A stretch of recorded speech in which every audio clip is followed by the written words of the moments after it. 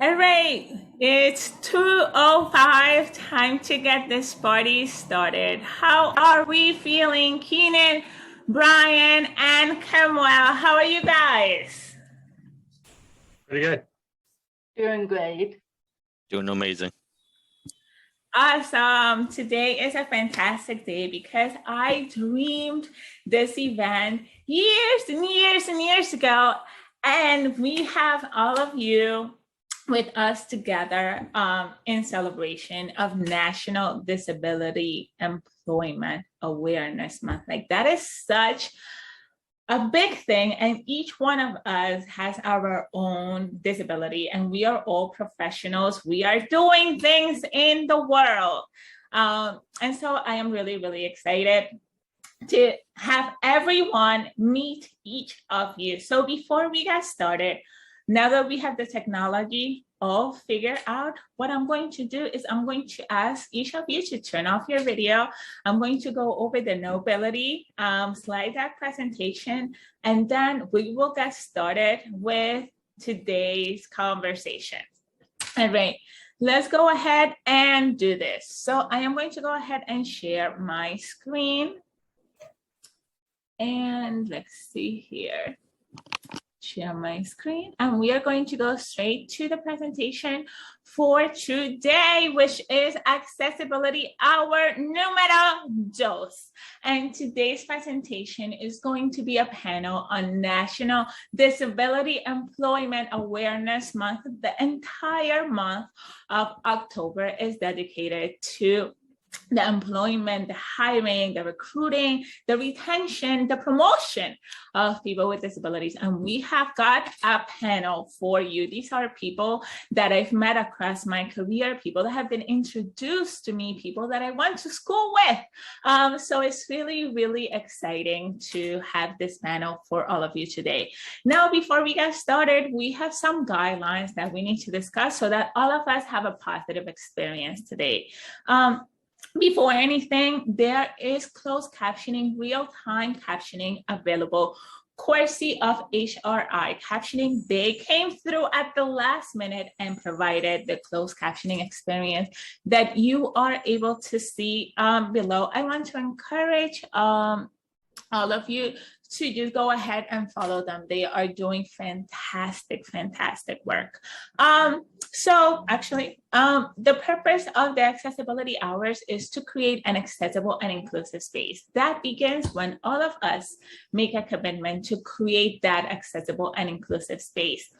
So be respectful, be kind, be polite, and be conscious that all of us have our own experiences as allies and as people with disabilities. This is going to be an opportunity for us to engage in dialogue and conversation about this experience and to come up with creative problem-solving solutions and best practices that can make our experiences and the world at large better.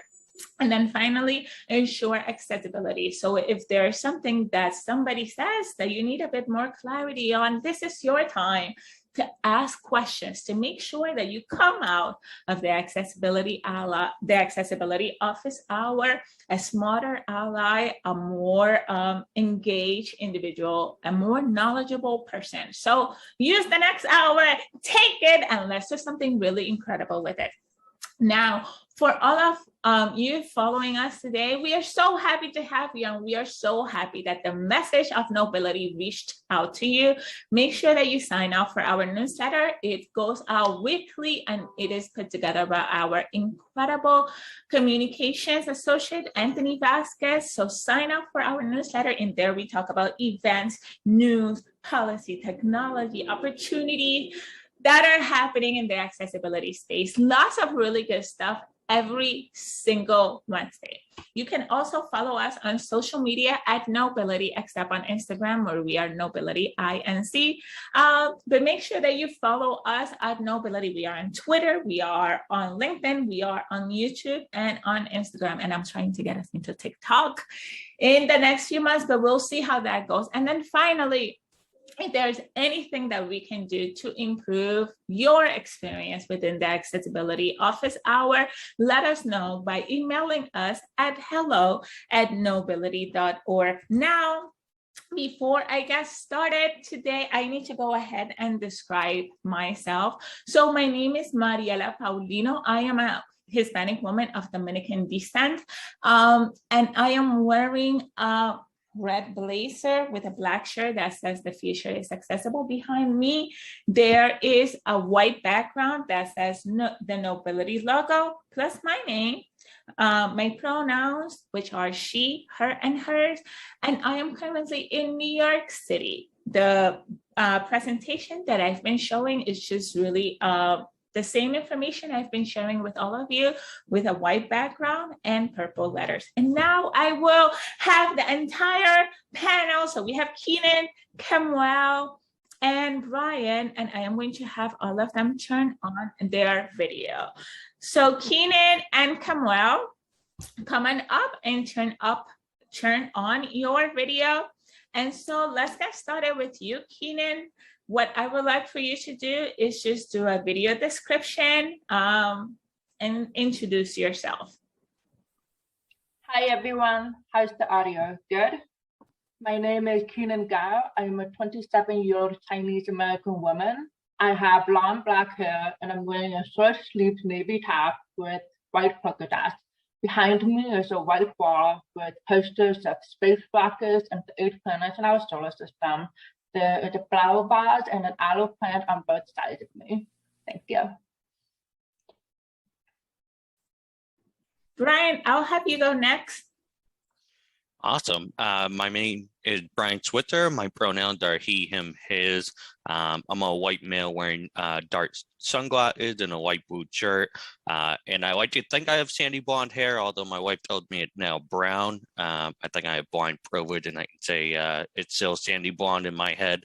And behind me is a white wall with a couple of diplomas hanging up.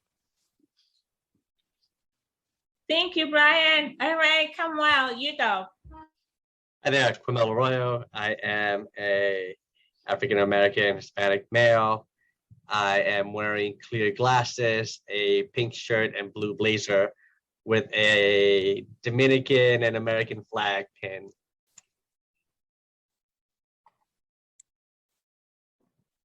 Fantastic. So before we get more of the party started, we are going to have a quick door prize from my colleague, Erica. So Erica, I am going to bring you up to the stage. Are you ready? Okay, hold on. I am ready. There we go. So Erica has a door prize. Go for it, Erica. All right. So my name is Erica Braverman. I work with Mariela at Knowbility. And I'm a white woman in my 30s with a yellow lace blouse that is getting a little crinkly as I spin around in my chair. I am wearing glasses and I have brown hair in a ponytail. And behind me is a very plain white wall because I'm in one of the small Knowbility office spaces just for sound quality reasons. I'm going to use a spinning wheel, like a virtual spinning wheel that I will share on the screen to pick a name. You're welcome to watch it if you want, but if you do not like to see spinning or moving content on the screen, please know that this does spin. It's just a heads up, and I'm going to share my screen. Will I be winning something, Erica? Huh? Will I be winning anything? Well, then we can't do that because you work here. Sorry. Thumbs down. You're already winning, Mariela. All right, so this is what we have up here. It's a spinning wheel with red, yellow, blue, and green sections, and everyone who's attending has their name on here. And so I'm going to click it. And now it's really speeding up. It's making a little sort of beeping sound. It's slowing down. And we have Caroline. Caroline, go. Congratulations, Caroline. We got little fireworks and applause noises. All right, I'm going to stop my share. Caroline, I'm going to be in touch with you about your door prize and where we should send it, but I'm going to turn my camera off and send it back to you, Mariela. Erica. So just a little bit about Knowbility. So Knowbility is a nonprofit organization that provides community programming. We do audits, consulting, training, and workshops on how to make the web accessible. We've been doing this work since 1999. Holy guac, that's a really long time. And so if you are an organization looking to train your staff to improve your website or to make things more accessible in general, join us. We also have the Accessibility Office Hour, which is our latest initiative to connect with our vibrant and engaged community of advocates and allies to have powerful, riveting conversations about accessibility, the state of the world, and technology. All right, and without further said, we are going to go into our conversation today, and I am going to start with the first question for our panel. Tell us a little bit about yourself, and I'm going to start with you, Keenan. So tell us a little bit about yourself. Keenan, who are you? Hi, everyone. So basically, I was born in China, but I moved to the United States when I was 2 years old. I am hard of hearing, so I have a hearing aid in my left ear and a cochlear implant in my right ear. I have a bachelor's in math from Carnegie Mellon and a master's degree in financial math from University of Minnesota. And I've been working at the Federal Reserve Bank of Minneapolis for the last 4 years. So here I will add a disclaimer that I do not represent the Federal Reserve Bank of Minneapolis or the Federal Reserve. My views and opinions are my own only, and I have to say that every time. We got you. Thank you, Keenan. Brian, I'm going to have you next. So Keenan, if you could go ahead and mute yourself, that would be great. Awesome. Go for it, Brian. Awesome. So my name is Brian Switzer. I am blind with a additional hearing loss. I wear 2 hearing aids. I'm currently using a screen reader and a braille display to at the computer. I teach assistive technology at Perkins School for the Blind in their career launch program, which help young adults with blind and visual impairment find and complete work. And I hold a dual undergraduate degrees in economics and philosophy. I have a master's degree in public policy from Suffolk University, and I'm currently finishing up a second master's degree as a teacher of the visually impaired at UMass Boston. Whoa, I did not know all of that, Brian. That is very cool to have you on the panel today. And then Samuel Arroyo, tell us a little bit about yourself. Hi there. First, I have to say thank you so much to you, Mariella, and the team at Knowbility for inviting me to join this panel. I'm really excited to be here with these distinguished guests. I am your quintessential New Yorker. I used to work in banking. That wasn't very much fun. So now for the past 8 years, I've been working in the world of transportation and micromobility back here in government, both in the private and public sector. I'm now the first ever Chief Accessibility Officer for the MTA. For those of you who do not know, the MTA is the largest transportation system in all of North America. We move millions of people around in our systems. The New York City transit system, with most of you might know, the Long Island Railroad and Metro North, and of course the largest paratransit system in the world with about 24,000 trips per day. It is truly an honor to serve in this capacity, where I am actively redefining what accessibility means for the MTA, decoupling accessibility with disability, because my stakeholders are also parents with strollers and children, and the aging community, New Yorkers over 65, very few of whom would ever say they have a disability. But I know, you know, and they know that their vision and gait isn't what it once used to be. So I make sure that I also got their backs. I am moved by providing access to opportunity, but really independence, so that all people, particularly persons with disabilities, can move around their communities on their own time to get to school, to a hospital, to work, or to a bar at the end of the day. That's the definition of accessibility to me. and I am a person with a disability. I have I sustained a spinal cord injury. I use a wheelchair to get around, and yeah, that's me. Awesome. So excited to have each of you on this panel. So it's National Disability Employment Awareness Month. And obviously we didn't just graduate from, second grade and go into our careers. So let's start at the beginning. What was your first job? And I'm actually going to start with Brian. So Brian, I'm going to start with you. What was your first job? My first professional job after leaving college was teaching high school math. I was a teacher for a public school system on Cape Cod. If you guys are familiar with Boston and Massachusetts, Cape Cod is that fun beachy area. So it was a lot of fun moving there and working there. I would teach calculus and algebra and statistics. So yeah, it was a great job. It was a lot of challenges, as you can imagine, as someone with a dual disability. But the biggest challenge would probably transportation to and from work. So I ended up getting an apartment pretty close to that school system, and I was able to walk back and forth from work. And now I use a paratransit system similar to what the MTA offers to get to and from work. And since COVID and the pandemic, I've actually been working remotely, which is even nicer. I can wake up at 8:59 and still be at work on time by 9 a.m. So it's pretty cool. Very cool. Keenan, I know when we were doing the check-in yesterday, you were excited to tell me about your first job, but I was like, no, save it. So you've got to tell me now, what was your first job?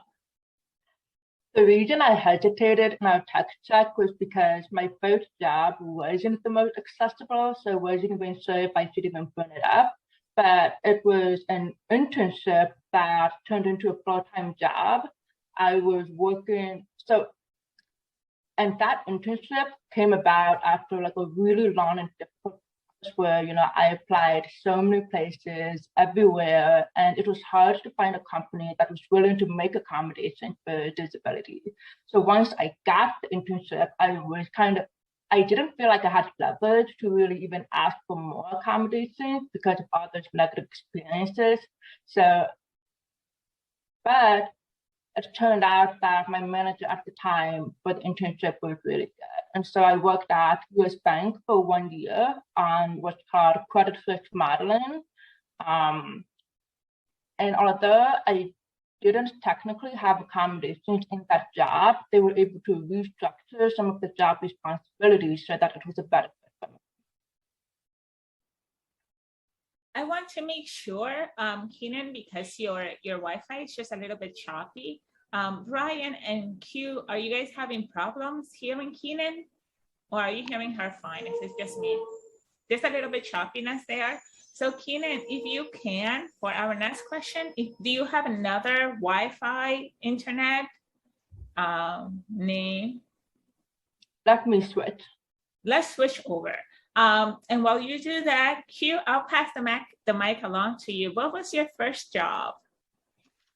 Okay, so my first job ever was I was a client. So I started out as an intern at Merrill Lynch when I was 15 years old, and that was a world of different from my community, what I was accustomed to and knew as my space. After acquiring my disability, going to NYU for urban design and history of architecture, my first job post-graduation was Morgan Stanley as an analyst in investment management for HR.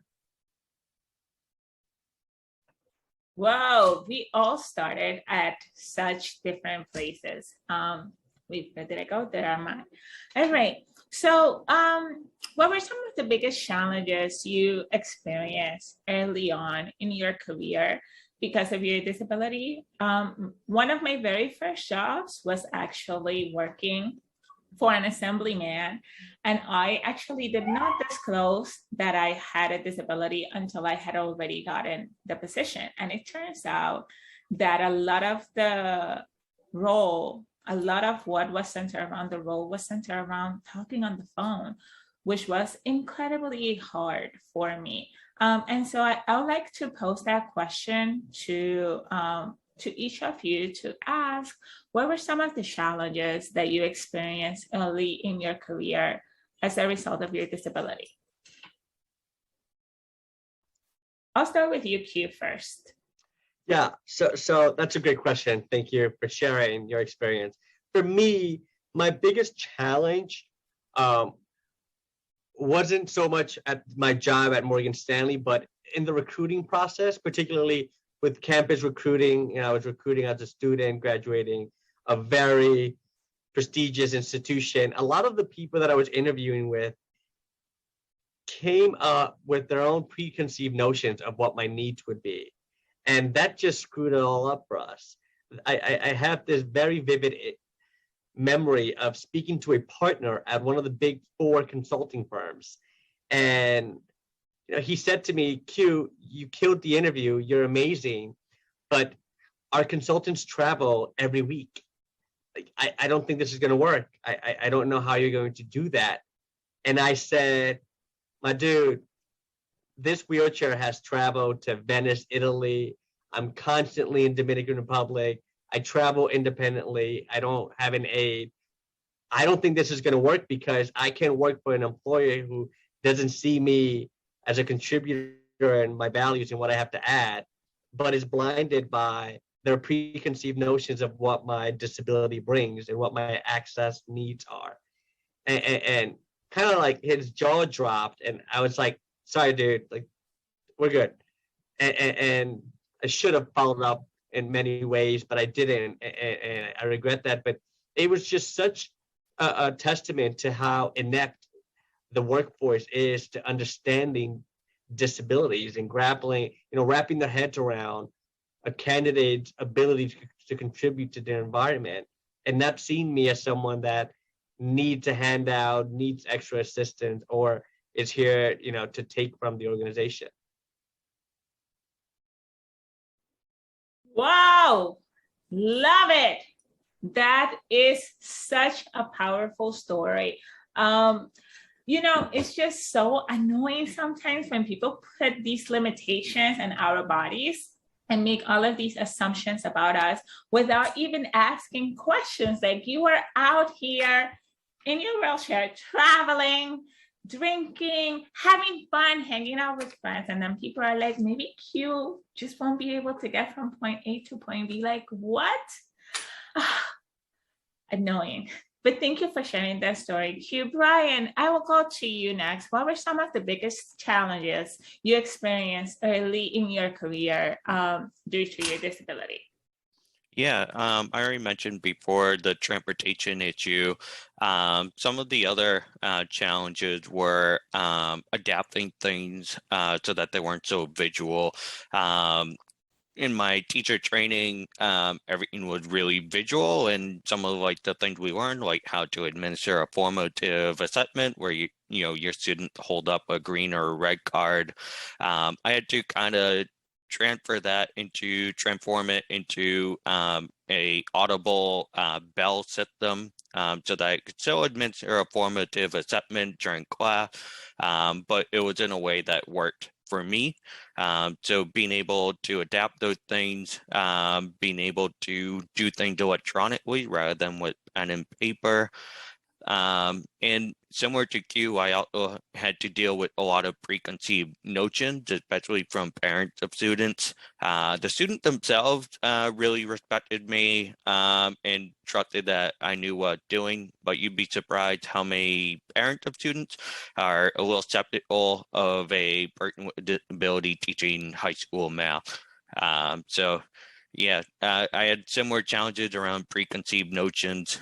Luckily, my employer at the time was very supportive of hiring someone with a disability, which is very fortunate. But you can't control every variable. There, so the parents and the students and a lot of people that you interact with on a daily basis. Thank you for that, Brian. And what about you, Keenan? What were some of the biggest challenges you experienced early in your career as a result of your disability? I actually related a lot to Kamal's answer, so I talked a little bit earlier about how it is tough to get an interview at the very beginning when they find out you need accommodations. But in some interviews, accommodations were available and they were willing to bring me into that interviewing pipeline. But then once during those interviews, I guess to give some background, a lot of the jobs I was applying to were like in hedge funds, finance, banking, trading desks. And oftentimes I got feedback saying that you did well in the interview, but on a trading desk, there's so many people talking, there's a lot of market phone calls you have to be part of. With the hearing disability, I just don't see how we could have you on our team, and we don't think you're a good fit. And so I got so many of these rejections to the point that I posted on a job ad board when I was in graduate school asking recruiters for the trading industry like how I can deal with this situation.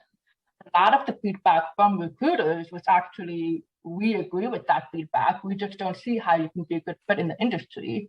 And so I think in that there is a very real barrier to how people perceive you instead of being willing to see how they can make the job work and really seeing how you can still contribute to the job once those accommodations are in place.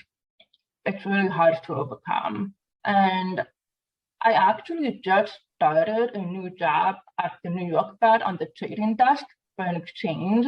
And so currently I work with the Minneapolis Fed, but there's an exchange program where your manager can loan you to another team to go work with them for a period of 6 months to 1 year.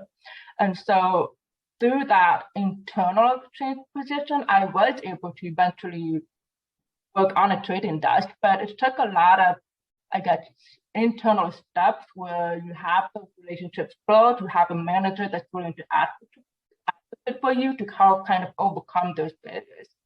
I don't see how, I feel like without the support systems in place to at least overcome people's attitudes, it's really, really hard to overcome that when you're on the outside instead of when you're on the inside. Each of you has touched on the importance of the support system and of just having a space where you are set up to succeed. So can you tell us about specific things that maybe an employer did to help you be successful so that you could actually receive the support you needed to thrive in your role? At any point in your career. Q, I'd love to start with you. So what are specific things that any employer you have worked with has done to kind of like set you up for success as a person with a disability?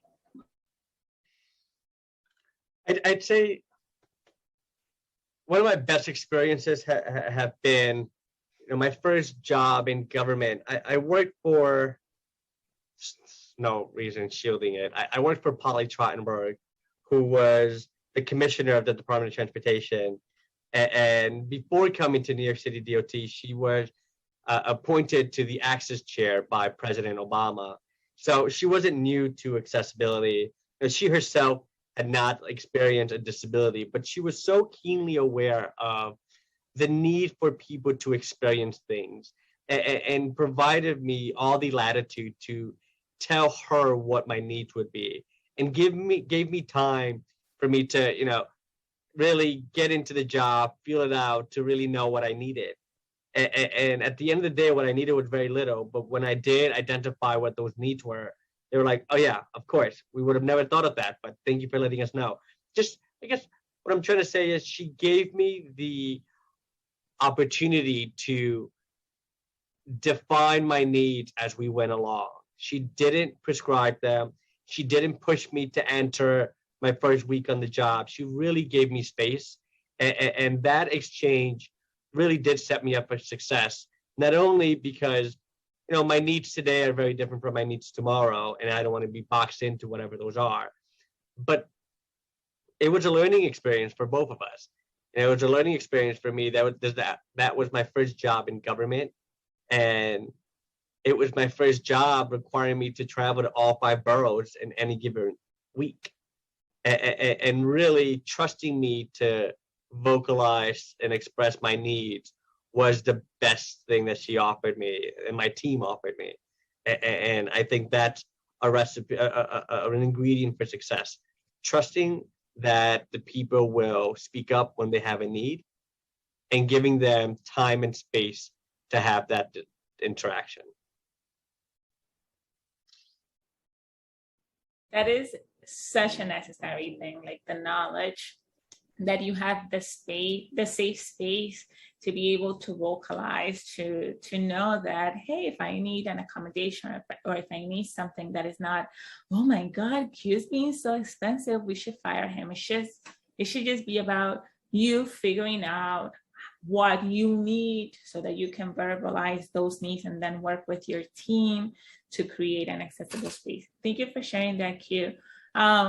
Brian, I would love to go to you next. You hinted at some of these points earlier, but I'd love to hear a more explicit answer on specific things that an employer did to set you up for success as a person with a disability.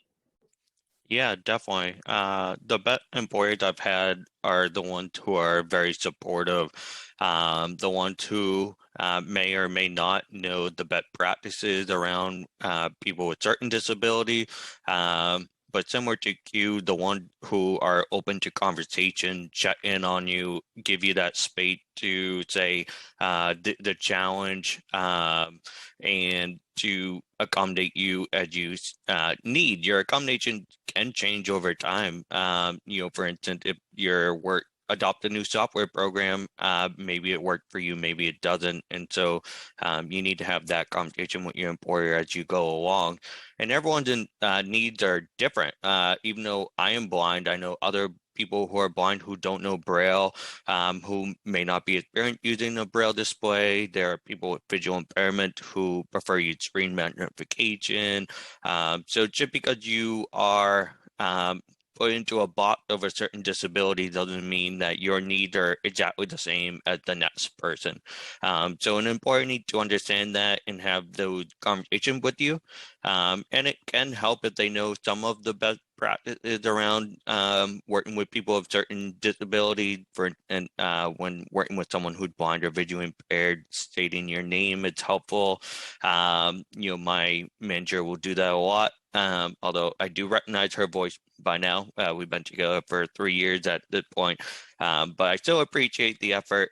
And they did a great job of making sure I was able to navigate on my first day, get to any meetings. Anytime I'm traveling to a new building, if you've ever been to the Burton campus, it's quite large, a lot of buildings everywhere. So they give me the opportunity to ask them to assist me in the first time navigating somewhere new, figuring it out. And then, from there on, I got it.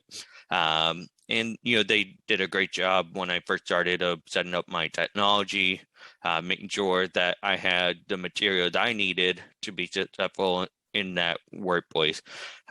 So yeah, the best employers I've ever had are the ones who are open to accommodations around accommodations. They're supportive, and they know some of the best practices, even though not every accommodation fits every person in need. Love that. Thank you for sharing that, Brian. And now, Keenan, I'm going to pass it on to you. What are some of the best practices your employer has done, like specific things that have helped you be successful in the workplace as a person with a disability? For me, I think one thing that my employer does, which I realized is not necessarily common at every company, is that they agree with the philosophy that accessibility is the responsibility of the meeting host, not the participant. So that means that whenever there's a team meeting, whenever there is like a company-wide meeting, whenever there's an ERN meeting, an employee affinity group meeting, the meeting host will submit the request for ASL interpretation or for captioning services, not the person who needs it. And so this way, the meeting is already accessible when I arrive. I've learned from talking to people, even like at large companies, that this is not always the case. It is that's something that I give a lot of credit to my employers and for all of my coworkers and managers for realizing that. The other thing, I really echo what both Brian and Carmela said about how your needs can change, like even like down the line. So for example, I started out with closed captioning as an accommodation when I started in 2017, but then live captioning, auto captions became popular. I think they came into the mainstream around the end of 2019. So when I filled out all of my new accommodation requests to have auto captioning be one of my accommodations, that was just seamless. There was no assumption of what I already needed. There was no belief that my accommodations are fixed, that they can't evolve. Thank you for sharing that, Keenan. I remember a few months ago, because I follow Keenan on Instagram. So one of the things that we had talked about early on in the pandemic was just how Zoom was initially charging people for the closed captioning feature. And so we had lots of conversations about accessibility, is that like we should not have to pay extra to be able to have access to services like this. And when COVID happened and everything moved online, it was such a jolt to the system, and to things that previously had been easy suddenly became incredibly hard, which is one of the reasons why I love having conversations like this, because they provide learning spaces for us to learn what exists out there, what are the laws, and allow for people to meet each other and like, hey, what do you do there? How do you figure this out? All right. So we are doing excellent on time. So now let's talk about colleagues in terms of people that you work with, not necessarily people that you report to, but people that work next to you.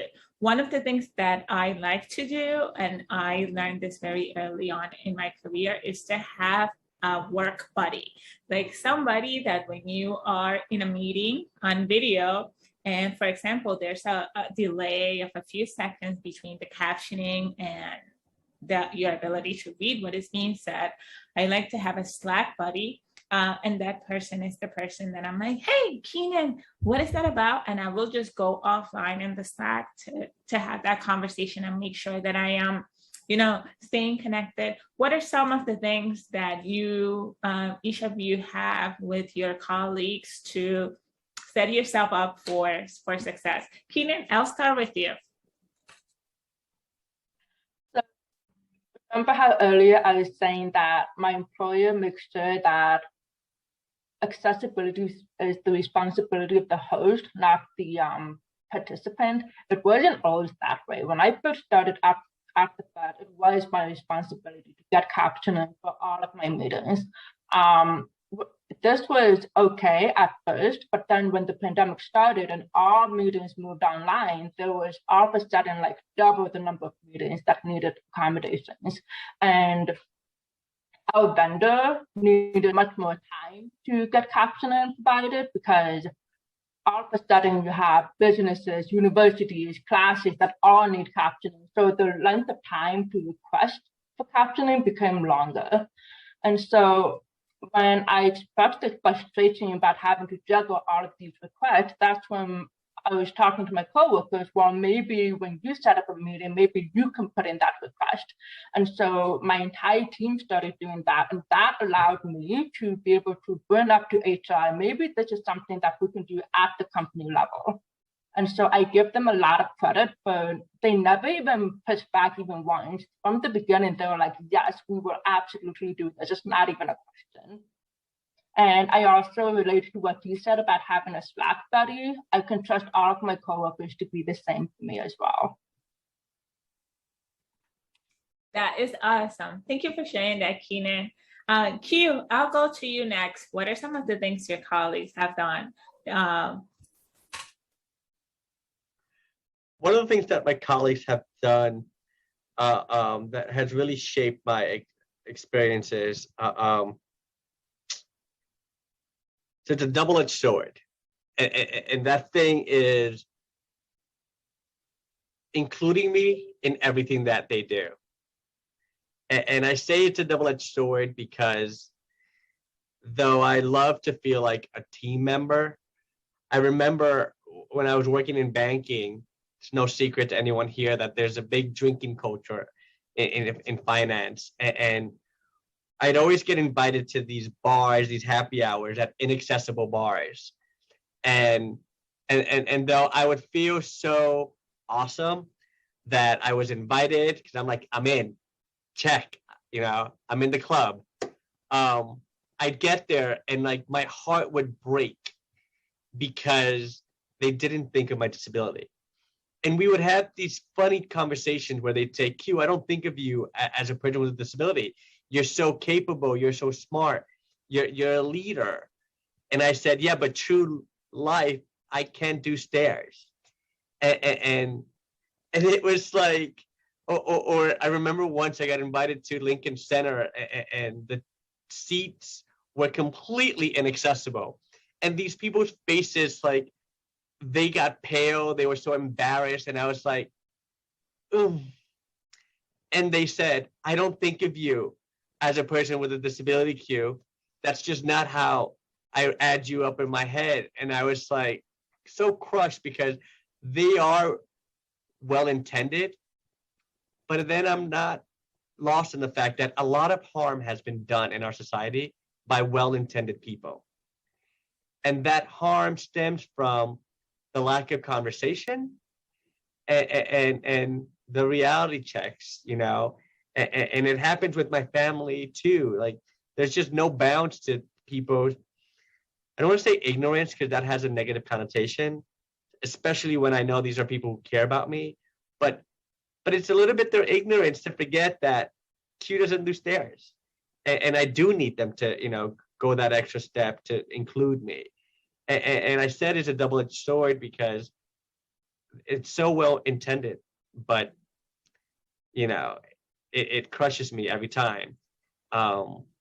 Yeah.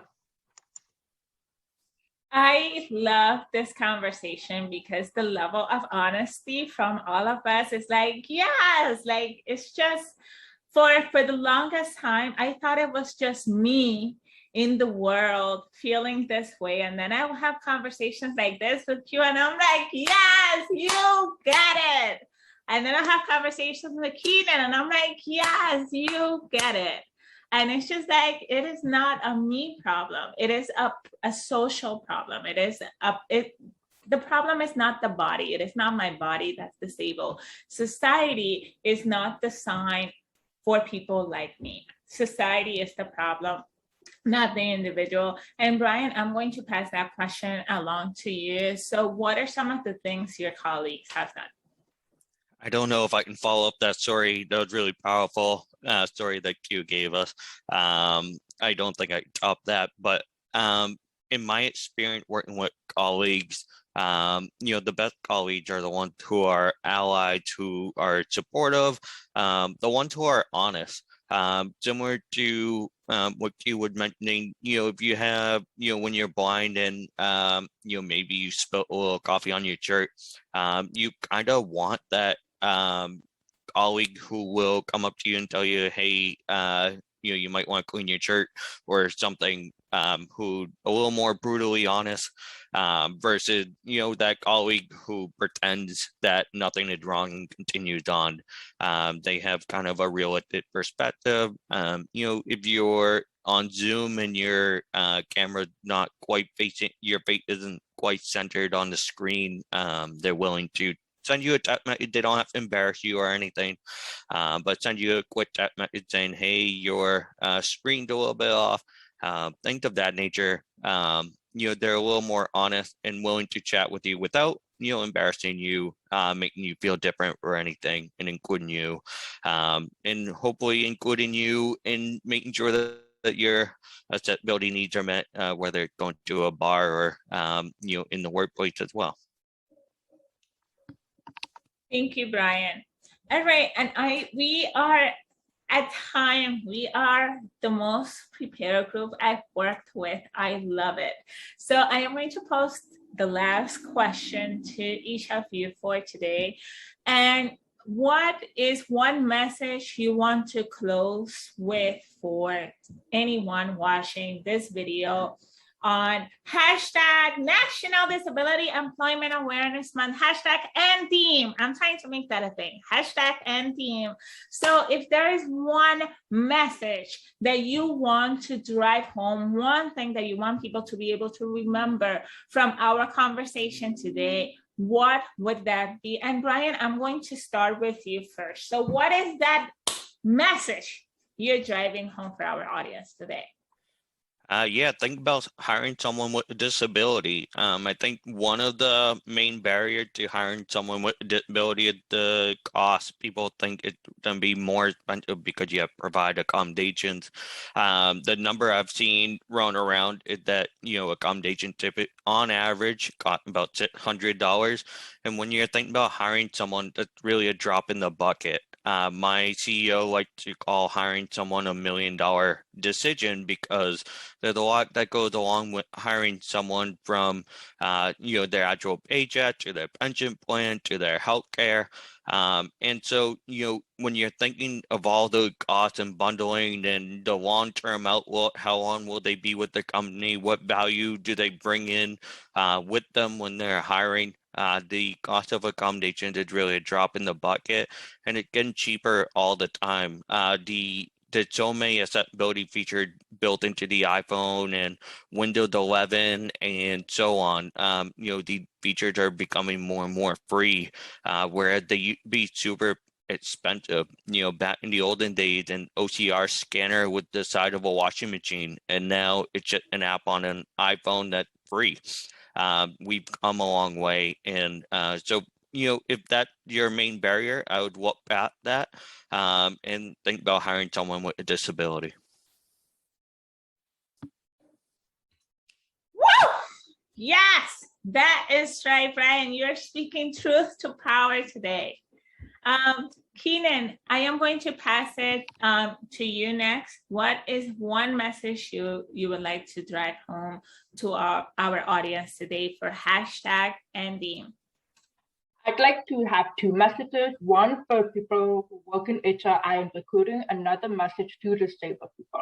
So the first message to folks in HRI, I'll add on to what Brian has been saying, which is that ask yourself whether or not you even had any disabled applicants. And if the answer is no, ask yourself why not. Is it because your website is not accessible? Is it because they're having trouble even asking for accommodations in the interview process? Look at where in your pipeline where people are even prevented from you even knowing that they're a potential applicant. And then my message to people who are disabled is, if you're in the audience, I'm so thankful you're here, because for me, I did not even meet another deaf or hard of hearing people until I was 25 years old. I'm 27 now. And when you don't know people who share your identities, you're being restricted from a community. And that community can help you learn about resources and pipelines and really just help you know about so many things that could have been making your life easier. And so if you're a person with a disability and you don't know or have a friend or a mentor that shares your identities, ask yourself why not and what you can do to change that, whether that be doing it in like online forums, whether it be going to meetups in person. Really, the internet is so wide and there's so many ways to find your people that there's no excuse not to. That is right, Keenan. Find your tribe. And it's such a powerful thing because it is on Instagram that I connected with you, and we've been following each other for years. And to be able to share so many of the same experiences and to know, there's my computer, To know that I'm not alone in this journey is a really awesome thing. So thank you for being a part of my journey there. And now we're going to close up with Kemuel, Q. So closing thoughts. Give it to me. Oh, I as a former HR professional, Brian really stole what I had to say. The only thing that I can add to his, his message is that people with disabilities are the very first hackers. They are the innate innovators. I should say and we are so because we live every day in a world that's not designed for us. So do yourself a favor and hire a brilliant innovator, hire someone who overcomes adversity every day and does so full of life and longing to find a community to be productive in and to accept their gifts. So that was Brian's message. So to me, I think the one message that I want to drive home that's so important, and I'll contextualize it a little bit. Yes, I am a person with a disability, but I'm also an immigrant. I'm Dominican. I'm also queer, and I'm all these otherness too, right? And very early in my life, when I was 15, my first job ever, I got at Merrill Lynch because I asked for an opportunity. And the person I was speaking to said, "Damn, Q, someone at your age with your background," and I had said to this person, "I know nothing about this world. I feel angry that I've never heard of the World Financial Center, Merrill Lynch, investment banking, and this is all on the same island that I grew up in." I said I felt dumb. I needed access, and he gave me an opportunity. The story there is, stop waiting for an invitation.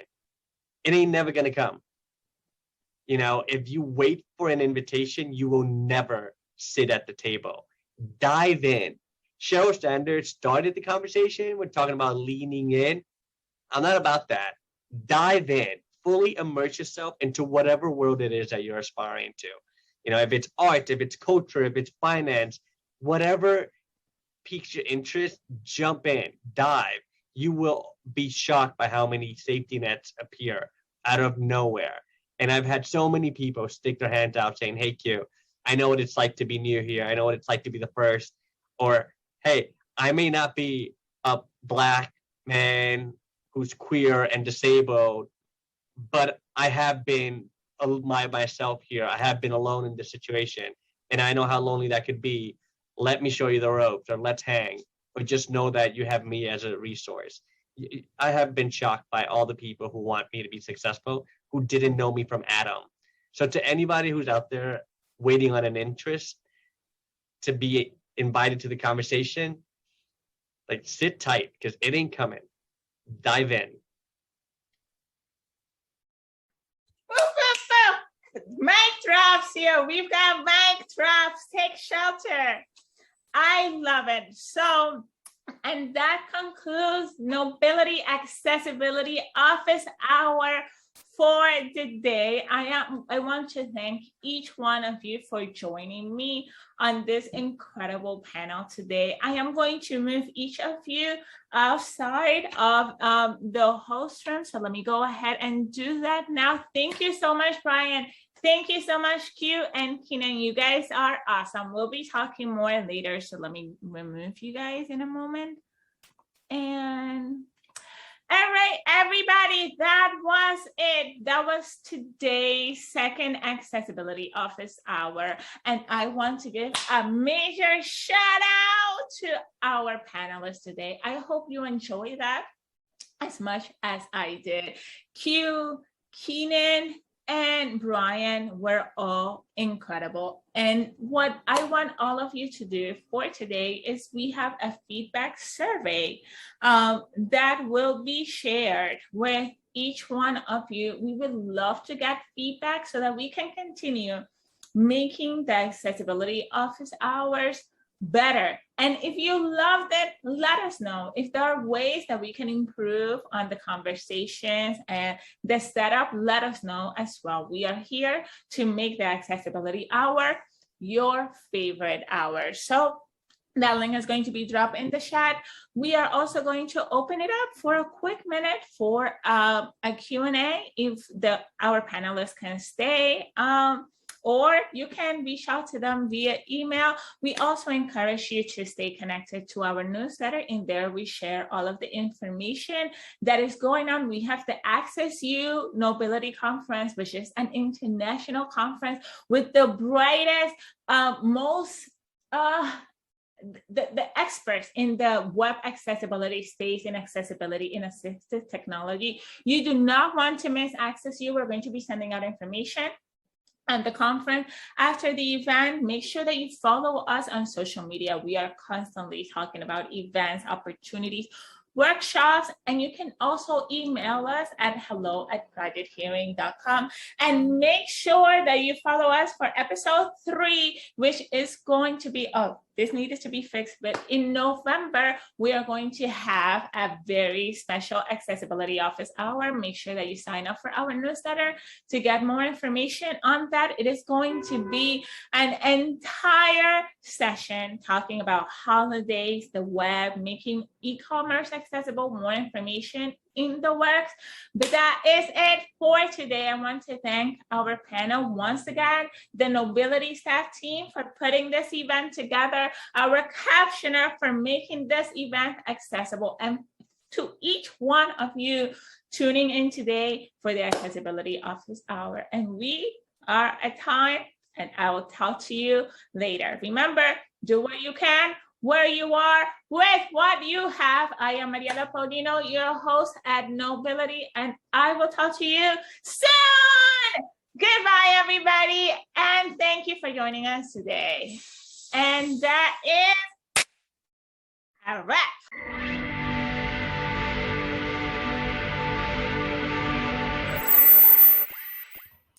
To stay connected, visit our website at www.knowbility.org.